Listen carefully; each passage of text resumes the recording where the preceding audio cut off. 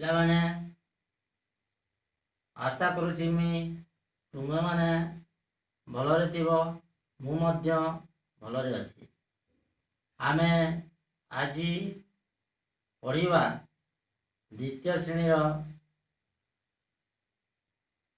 ଷଷ୍ଠ ପାଠ ହାତୀ ମାନିଲା ଏଣ୍ଡୁଅ କଥା ପଦ୍ୟ।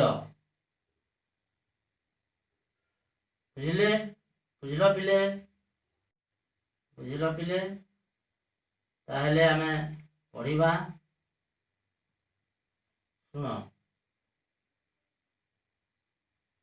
ହାତୀ ଆସୁଥିଲା ଶୁଣ୍ଡ ହଲାଇ, ମେଣ୍ଢାପଳ ଦେଖି ଗଲେ ପଲାଇ। ନଈରେ ପଶିଲା ହାତୀ, ଶୁଣ୍ଡରେ ତାହାର ପିଚିକାରି ମାରି, ପାଣି ଖେଲେ ଗଲା ମାତି। ହାତୀ ଆସୁଥିଲା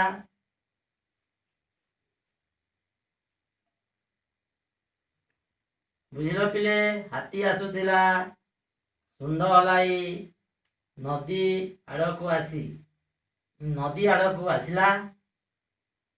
ଆଉ ନଦୀରେ ପଶି ସେ ପାଣିକୁ ପିଚକାରି ମାରିଲା। ଏହି ସମୟରେ ମେଣ୍ଢାପଲମାନେ ଦେଖି ଭୟରେ ସେମାନେ ପଳାଇଗଲେ। ପାଣିରେ ପଶିଲା ଆଉ ସେ ଆରାମରେ ଗାଧୋଇବାର ସେ ଆରମ୍ଭ କରିଦେଲା। ତାପରେ କ'ଣ ହେଇଛି? ହାତୀର ଖେଳକୁ ଏଣ୍ଡୁଅ ଦେଖି କହିଲା ତାହାକୁ ତରାଟି ଆଖି, ଅସନା କରୁଛ ପାଣି, ଜୀବନ ପାଇଁ କି ବିପଦକୁ ତୁମେ ଡାକୁଅଛ ଜାଣି ଜାଣି। ହାତୀର ଖେଳକୁ ଏଣ୍ଡୁଅ ଦେଖିଲା, କହିଲା, ଆରେ ହାତୀ ଭାଇ, କ'ଣ ଜୀବନ ପାଇଁ କି ବିପଦ ନାହିଁ? ତୁମେ ପାଣିକୁ ଅସନା କରୁଛ ବୋଲିକରି ସେ କହିଲା। ତାପରେ ହାତୀ ପଚାରୁଛି ଏଣ୍ଡୁଅକୁ, ଶୁଣ୍ଡକୁ ଉଠାଇ ମୁଣ୍ଡ ହଲାଇ ହାତୀ ପଚାରିଲା, ଏଣ୍ଡୁଅ ଭାଇ, କହିଲ ମୋତେ, ଜୀବନ ପାଇଁ ମୁଁ କେଉଁ ବିପଦକୁ ଡାକି ଆଣୁଅଛି ସତେ? ଏଣ୍ଡୁଅ କଥା ଶୁଣି ହାତୀ ପଚାରିଲା ଶୁଣ୍ଡକୁ ଟେକି, ଏଣ୍ଡୁଅ ଭାଇ, ତୁମେ କେମିତି ମୁଁ ବିପଦକୁ ଆଣୁଛି ବୋଲି ସେତେବେଳେ ପଚାରିଲା।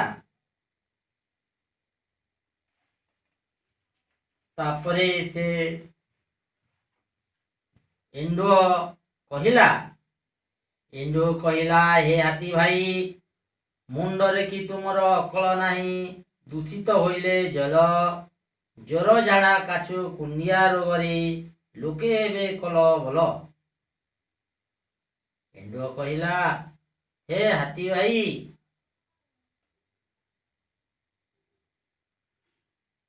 ଜଳ ଯଦି ଦୂଷିତ ହୋଇଯିବ, ଲୋକେ ବହୁତ ଅସୁବିଧା ହଇରାଣରେ ପଡ଼ିବେ।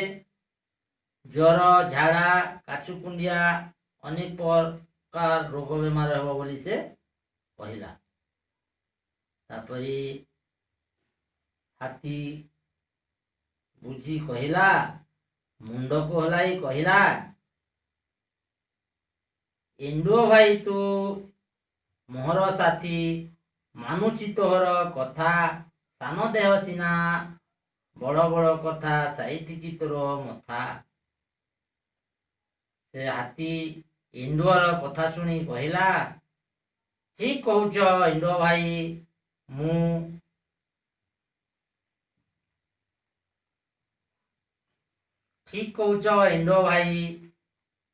ମୁଁ ନ ବୁଝି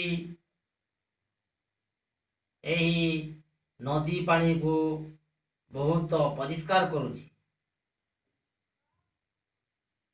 ଠିକ ଅଛି, ମୁଁ ତୁମର କଥା ମାନୁଛି ବୋଲି ସେ ବଡ଼ ଜୀବ ହେଲେ ବି ଛୋଟ ଜୀବର କଥାକୁ ସେ ମାନି ସେ ପାଣିକୁ ଦୂଷିତ କରିଲା ନାହିଁ। ଠିକ୍ ଅଛି ପିଲାମାନେ, ହଁ ବୁଝିପାରିଲ ପିଲାମାନେ? ବଡ଼ ଜୀବ ହେଲେ ବି ତାର ବୁଦ୍ଧି କେମିତି, ଏଣ୍ଡୁଅ ଛୋଟ ଜୀବ ହେଲେ ବି ସେ ତାର ବୁଦ୍ଧି ମାନି। ତେଣୁକରି ଆମେ ବଡ଼ ହେଲେ ବି ଛୋଟ ଲୋକ ଯଦି ଭଲ କଥା କହିବ ତାହେଲେ ଆମେ ତା କଥା ମାନି ଚଳିବା। ତ ସମସ୍ତେ ତ ଜାଣୁଥିବ ପିଲାମାନେ, ପାଣିକୁ ଆମେ ଦୂଷିତ କରିବା ନାହିଁ।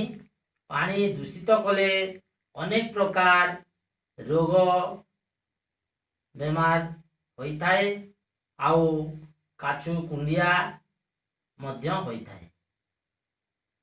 ଏଣୁ ଆମେ ପାଣିକୁ ଦୂଷିତ କରିବା ନାହିଁ।